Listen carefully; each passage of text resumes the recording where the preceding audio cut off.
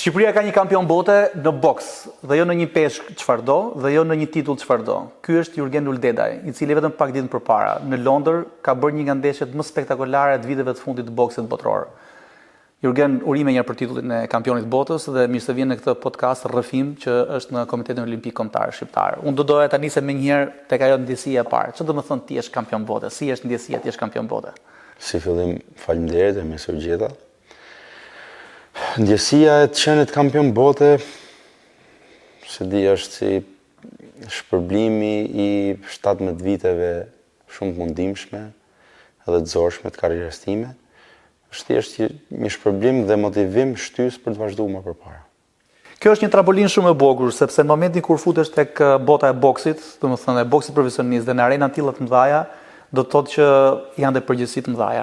Një po kësaj përgjegjësie ti i vesh edhe një krenari shumë të madhe kombëtare. Ne kemi parë që përpara se të filloshin përgatitjet, peshimet e të gjitha që ishte flamuri kombëtar. Çfarë do të thotë ti një shqiptar kampion bote, se ne shqiptarët e kemi parë gjithmonë refugjat, ne shqiptarët e kemi pasur emigrant. Çfarë do të thotë dhe të shkosh pikërisht tek ai vendi i Anglisë të shpallësh kampion bote? Them drejtën, unë nuk e shoh fare si diçka të çuditshme. Shqiptarët janë njerëzit e sfidave, njerëzit e mrekullive. Shumë shqiptarë kanë ikë refugjat jashtë shtetit dhe sot janë biznesmena shumë të suksesshëm me punë arrihet çdo gjë. Me punë arrihet çdo gjë. Puna më solli këtu ku jam dhe talenti sigurisht, po fal punës pa lodhshme jam këtu ku jam sot. Je ndjesh shumë krenar të mbrëmje?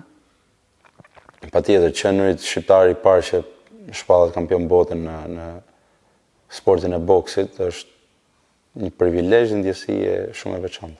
Le të kthehemi pak tek ndeshja. Gjithë bota ka parë që në momentin e parë që keni hyrë në ring, keni patur një konfidencë të jashtëzakonshme me veten tuaj, por edhe me atë synimin që kishit. Si kishit përgatitur atë ndeshje? Në mendjen time ka qenë gjatë gjithë kohës vetëm dhe vetëm një gjë, fitore me çdo kusht. Do thonë, duhej me pik, knockout, çdo lloj forme duhet ta gjeja zgjedhjen për ta fituar. Arrita ta mbaj kontrollin e ndeshjes ashtu siç e kisha planifikuar, ashtu siç kishim punuar edhe me trajnerat. Shkoi çdo gjë sipas planit që kishim përgatit dhe fal Zotit e morëm titullin. Unë e kam në mendje ato 20 sekondat të fundit, të raundit të fundit. Ju vallëzonit në ringun atje dhe dukesh si dikur Cassius Clay që lëvizte me kundërshtarët. Kishte një konfidencë shumë të madhe. Kur e kuptove që kishte vënë poshtë kundërshtarin? Sepse nëse shikon tabelën e rezultateve, janë 11-1 raundet. Por ti vetë kur e kuptove që po shkoje drejt asaj fitore të ndeshjes? Nga momenti i gongut parë dhe deri në momentin e fundit e kam pas gjatë gjithë kohës konfidencën që do fitoj, po momentin që fitova ishte gongu i mbylljes ndeshjes, se deri në sekondat e fundit boksi është i paparashikueshëm, mund të jesh duke fituar deri në moment të fundit dhe mund të marrësh një goditje që merr një knockout dhe humb çdo gjë. Ashtu siç ndodhi me ndeshjen kryesore që ishte mas meje. Joseph Parker po fitonte deri në atë moment, një grusht dhe ndroi komplet rrjedhën e ndeshjes. Patën në një moment vështirë gjatë ndeshjes që ndjeve? Sepse nuk ishte një kundërshtar i lehtë, për thënë të vërtetën, dhe ishte një kundërshtar pa humbje. Jo, nuk ishte kundërshtar pa humbje. Kishte humbje, po kishte humbje me kampiona të nivelit lartë. Mund të them ishte kundërshtari më i fortë fizikisht që kam hasur ndonjëherë, si nëpër sparingje, si nëpër ndeshje, që jam konfrontuar fizikisht me dikë, ai ishte më i forti. Qëse e ke vënë re tek ndeshja, një 2 momente kur më ka hedhë si, unë jam 90 kg, ka hedhë si kur t'isha 20. Më thënë, aty mund të dallosh fuqinë e forcën që kishte. Ishte shumë i lëvizshëm, ishte shumë dinak, po fokusi qëndroi i njëjtë nga fillimi deri në fund dhe secili për bokserëve përveç talentit dhe gjithë teknikave që ka dhe diçka të veçantë. Çfarë ka të veçantë Jurgeni ndryshe nga bokserët e tjerë? Në stilin e garimit. Pesha ku unë garoj, mund të them është pesha më pak e vlerësuar në botën e boksit, por është pesha më e bukur për t'u parë. Sepse në peshat e rënda janë ata të mëdhenj dhe kanë one punch knockout që kanë fuqinë pa diskutueshme, por nuk kanë shpejtësinë. Pesha poshtë light heavyweight janë të shpejtë, por nuk kanë atë potencën. Kështu me radhë, ndërsa cruiserweighti është e vetmja peshë ku është forca, shpejtësia, teknika, është domethënë aksion nga momenti i parë deri në momentin e fundit. Karakteristikat e mia, nuk e di, mendoj që kondicioni fizik është një ndër pikat e mia më të forta, që mund të arrit të bëj 12 raunde dhe mos ndjej shumë lodhje, se po të them mos ndjej lodhje fare gënjej, po mos ndjej dhe aq shumë lodhje. Mendoj reflekset, po ashtu janë një pikë e fortë e imja. I përmenda këtë gjë sepse që nga momentet e fillimit tuaj, të karrierës tuaj si boksier, kanë qenë pikërisht to talente, shpejtësia, reflekset, të cilat ty të kanë bërë të evidentohesh, jo vetëm këtu në Shqipëri, por pastaj bërë edhe atë hapin e madh duke shkuar në Gjermani. Megjithatë, si përgatitet një kampion bote, sepse ky boksi profesionist është krejt ndryshe. Si përgatitet një kampion bote? Edhe ju besoj që tashmë jeni te ajo faza, domethënë që nuk bëni më thjesht boks, më thënë, por është nivel tjetër. Që të përgatitesh për 12 raunde duhet mëngjes stërvitje, drek stërvitje, dark stërvitje. Domethënë jeta jote është stërvitje dhe regjim. Pra, boksi bëhet lifestyle i jot. Përgatitjen fizike unë e bëj në Gjermani, në malet e Bayernit. Atje kam skuadrën time që kujdeset për pjesën fizike. Atje shpenzoj rreth 3 deri në 4 javë, zakonisht. Pastaj nga aty transferohem në Londër, ku vazhdon pjesa boksit, pjesa sparingjeve. Total shkon diku tek 10 deri në 12 javë. Në mendjen e gjithë shqiptarëve, po edhe në gjithë botën, tek Rocky Balboa kujtojnë Mikin, trajnerin e tij të famshëm. Kush është miki i Jurgen Yıldedait? A mund të flasim pak për këtë pjesën? Trajneri im, domethënë, është shumë e rëndësishme që sportisti dhe trajneri të kenë, përveç asaj lidhjes sportist-trajner, të kenë edhe atë lidhjen shoqërore, atë lidhjen vllazërore, që ti të kesh respekt për personin që ke përballë. Se respekti që ke për personin që ke përballë të bën që ta shtysh veten në limite të jashtëzakonshme. Trajneri im është Sepp Maurer. Ai është personi që unë e dua shumë, e kam shumë për zemër, fal tij kam këtë kondicion dhe këtë palodhshmëri që kam sot. Si sillet ai me ty? Besoj që është i pamërshirshëm. Gjerman. Fjala gjerman besoj i përmbush gjitha. Unë kam parë shumë postime gjatë ditës që ti ke bërë boksin, kam parë vërtet shumë. Nga kryeministri i Shqipërisë Edi Rama, presidenti i Republikës, personalitetet ndryshme të sportit. Ka bërë përshtypje një postim që ka bërë Luan Krasniqi. Luan Krasniqi është një personazh i boksit botror që ka garuar për Gjermaninë, me origjinë nga Kosova, por që gjithmonë ka ngritur flamurin shqiptar. Kishte bërë një postim vërtet emocionues, që tregonte vërtet ato dashamirësinë ndaj jush. Keni patur mundësi të komunikoni ndonjëherë me të? Patjetër, Luanin e kam shumë mik. Luanin e falenderoj, jo vetëm unë, duhet ta falenderoj çdo bokser shqiptar, dhe çdo boksdasër shqiptar, që ai bëri shqiptarët të dashurojnë boksin. Domethënë, fal ti, sot Shqipëria dashuron boksin. Ishte personi i parë që çmente njerëzit për boks. Luani më thot gjithmonë që vazhdo bokso mençur, kështu siç bokson deri tani. Edhe në disa ndeshje ka rasti që ka qenë ringside. Dhe zëri Luani që gjithkohës që thoshte bokso, mos lufto, bokso. Domethënë mos u përfshi tek lufta fizikisht, po zgjidhe me mençuri. Ju keni hyrë tani në botën e boksit profesionist, madje keni hyrë te ajo zona, le të themi, e fortë, domethënë atje ku do vërtet këllçe për ta mbajtur. Si e parashikon tashmë rrugtimin e tij Jurgeni? Pra, cilat janë planet e ardhshme që do të ketë, le të themi në këtë lloj mënyre?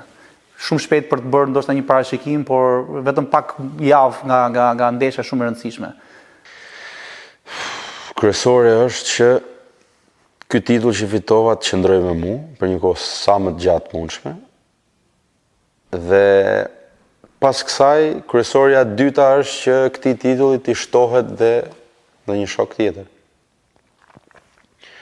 Tek federata WBO, WBA, IBF, WBC, një nga këto të katërt shtohet. Pastaj, kush e di, oreksi është i madh. Pse jo? Përveç të talentit ju e përmendët pak përpara, përveç punës së jashtëzakonshme, sigurisht do dhe pak fat më thënë për të marrë me këtë pjesë. Megjithatë, mund ta tregosh pak ndonjë detaj të vështirë që ke kaluar gjatë jetës tënde, janë 17 vite të boksit. Unë do të përmend edhe një pyetje tjetër pak më brava, po kjo është, më thënë, ku janë ato momentet më të vështira që ka përjetuar në këtë rrugtim të gjatë Jurgeni? Karriera e një boksieri është plot sfida, plot vështirësi, plot sakrificë, po tani që ma bën këtë pyetje më vjen në mendje një moment kur jam shpallur kampion bote për të rinj në federatën WBC kundër një boksieri polak.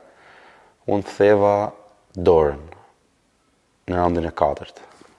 Po ta fokusoj kamera, duket shenja operacionit. Theva dorën në raund 4 dhe më desh të vazhdoja deri në raund 10 me dorën e thyrë. Kjo është sakrificë e madhe. Mas çdo përfundimi, çdo raundi, ulesha në cep të ringut dhe i thoja trajnerit që s'mundem më. Nuk mundem më, kam shumë dhimbje. Po ta sjell tek ajo rëndësia e respektit për trajnerin. Ai më thoshte që shiko rreth e rrotull ke babin, ke xhaxhallarët, ke familjen, si do i lësh down këta, si do dorëzohesh para këtyre. Okej, thoja, edhe një round. Maronte edhe një, ulesha, thoja, s'mundem më. Edhe një, e çova deri në round fundit dhe arrita të marr fitoren. Me përmendë pak trajnerin, jam shumë kurioz, por ndoshta janë shumë edhe ata që na ndjekin në këto momente.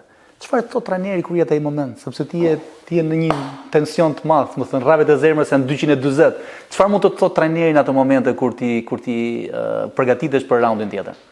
Shiko, ashtu siç jam unë profesionist për punën time, ashtu është ai profesionist për punën e vet.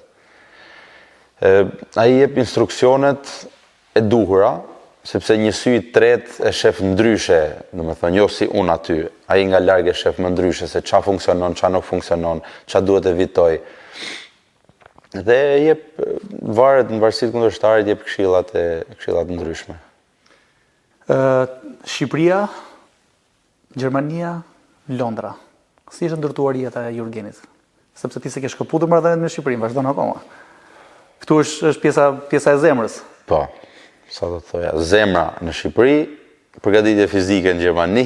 Suksesi në Londër. Ke nostalgji për boksin në Shqipëri? Ke kaluar një karrierë shumë të bukur, domethënë që mbahet mend edhe pse ke qenë shumë i vogël, ke lënë gjurmë. Patjetër. Ëndra ime është që në një të ardhme të bëj një ndeshje shumë të madhe këtu. Do ishte moment historik. Patjetër, domethënë, kjo është ëndra ime. Qytetin e lindjes e kujton herë pas here? Sepse atje të mbajnë heroin më të madh sot për sot. Po, atje kam edhe pjesën më të madhe të familjes, të miqve, kështu që. Okej, kush janë njerëzit e parë që të kontaktojnë në telefon ose ti shprehesh në momentin që ke përfunduar një ndeshje? Dhe na thuj më saktë tek kjo ndeshje e fundit, kush ishte i parë që të morën telefon? Them drejtën, nuk është se shkoj direkt te telefoni, se janë ca procedura të tjera, kontrolli mjekësor, pastaj antidopingu, kontrolli, po familja. Familja. Mbaron ndeshja. E shikon veten pasqyrë Jurgeni? Ato shenjat. Po, është gjëja e parë që bëj, domethënë, me vrap të pasqyra. Shikon ça dëmesh ka ndodhur. Okej, ju përmendët pak më përpara ndeshjen që patët me kundërshtarin tuaj me Lambertin. Sa ju ma ka motivuar jo ndeshje tash për të menduar për të ardhmen tjetër? Motivimi është gjithmonë sa vjen e shtohet, mas çdo triumfi, mas çdo dekorimi që marr, motivimi shtohet dhe jam gati për sfidën tjetër. Ju keni hyrë në një boks profesionist tani e përmendëm pak përpara dhe përfaqësoni veten tuaj si boksier profesionist, gjithmonë me flamurin shqiptar, gjë që na bën krenar të gjithëve. A keni menduar të merrni pjesë në ndonjë aktivitet madhor, për shembull siç është Olimpiada, apo ndonjë kampionat botëror kur ndoshta edhe Shqipërisë ti vendoset një emër në arenën botërore? Kujtoj që më duket Luan Krasniqi ka një medalje bronzi, po e ka për Gjermaninë në 96 në Atlanta. Po, do ishte privilegj shumë i madh, por duhen pa hapësirat tek kontratat që jam aktualisht, nuk e kisha menduar, sot që takuam edhe presidentin e Komitetit Olimpik, që ma solli ndërmend, do kthehem tek ekipi im, do ta flas dhe do ishte një privilegj shumë i madh për mua që të përfaqësoja Shqipërinë në Olimpiadë. 3 vite na ndajnë nga Los Angeles, kështu që aty besoj do jem në kulmin e formës. Po, në kulmin e formës. Boksi duket një sport agresiv, por në të vërtetë është sport motivues, është sport adrenaline, vetbesimi. A do t'ja këshilloni të rinjve sot që të merren me këtë disiplinë sportive? Dhe Shqipëria ka një traditë. Pyetje shumë e vështirë. Edhe ja u këshilloj, po edhe se ja u këshilloj. Po, për të marrë me sport, me boks, veçanërisht, është një sport që rrit konfidencën të njeriu, rrit vetbesimin, shfryn shumë energji negative gjatë stërvitjes, edhe sikur mos të merreni seriozisht për të arrit diku, është mirë që të merreni thjesht për shëndetin, për mirëqenien, për self-defense, për të mësuar. Të bëj një pyetje që është më shumë teknike. Sa kilogram peshon grushti Jurgen Uldedajt? Goxha. Pra, duke bërë një llogari, ky titulli i kampionit botës, sa tonelata grushta ka marrë Lamberti në të ndeshje? Domethënë, edhe aty mund ta dallosh se sa tough, sa i fort ka qenë, ka hëngër shumë goditje. Ka marrë shumë goditje dhe prap ishte në vend i pa lëvizur vite vetëm përpara. Shumë fizik i fort. O2 Arena në Londër nuk është vetëm thjesht një sallë boksi. Nuk është vetëm thjesht një arenë ku bëhen ndeshje sportive të ndryshme, por kam përshtypjen që është edhe një CV për çdo sportist. Si ndihesh kur hyn ai pallat sporti? Se ju keni parë dhe Gjermaninë, dhe Gjermania i ka të frikshme. Patjetër. Po kur arrin këto lloj nivelesh, nuk është se nuk bën shumë përshtypje. Për mua rëndësi ka sa shqiptarë kanë salla. Jo sa njerëz ka salla. E shikoj që në çdo bisedë që keni një lloj patriotizmi shumë sinqert dhe shumë të thellë. Si është kjo lidhje që kemi me Tiranën, me Shqipërinë? Si thash, unë kam zemrën në Tiranë. Ju keni refuzuar disa herë Gjermaninë, që të garoni për Gjermaninë, edhe kjo është një lëvizje shumë e fortë. Unë mund të isha pajisur me shtetësinë gjermane shumë kohë më përpara. Unë bëj 11 vjet që jetoj në Gjermani, po përfaqësimi i shtetit tënd, i flamurit tënd në arena ndërkombëtare, të jep një nder, të jep një krenari që nuk ta jep dot asgjë tjetër. Dhe tani të flasim pak për objektivat. Ju thani që nuk keni arritur akoma kulmin tuaj. Ka një objektiv tjetër të cilin ti e ke vendosur? E përmendëm pak përpara që e rëndësishme është që ta mbarë sa më gjatë, po ka një objektiv tjetër që mundet të kesh në karrierën tënde, që ti do ta provosh? Përveç mbrojtjes së këtij titulli. Nuk kam qef të jap deklarata po qëllimi kryesor është të mbaj titullin, mas këtij qëllimi është të marr një titull tjetër dhe ëndra ime është të bëj një ndeshje madhështore në Shqipëri. Okej, boksi nuk është i përjetshëm, në kuptimin se do bësh boks profesionist. A ka menduar Jurgeni që të bëjë një akademi sportive për boksin, siç kanë bërë dhe shumë kampion tjerë të botës, sepse do të ishte ndoshta edhe një nga ato risit, le të themi, edhe për Shqipërinë? Në të ardhmen pse jo, për momentin jam i fokusuar tek boksi. Tek vetja dhe tek sukseset dhe për arrit sa më lart në një fazë 2 tjetër, pse jo. Jurgen, të falenderoj shumë për këtë rrëfim dhe shpresoj që të shikojmë akoma dhe më lart në botën e boksit. Faleminderit. Je vërtet një profesionist i vërtet. Ishte kënaqësia ime. Faleminderit.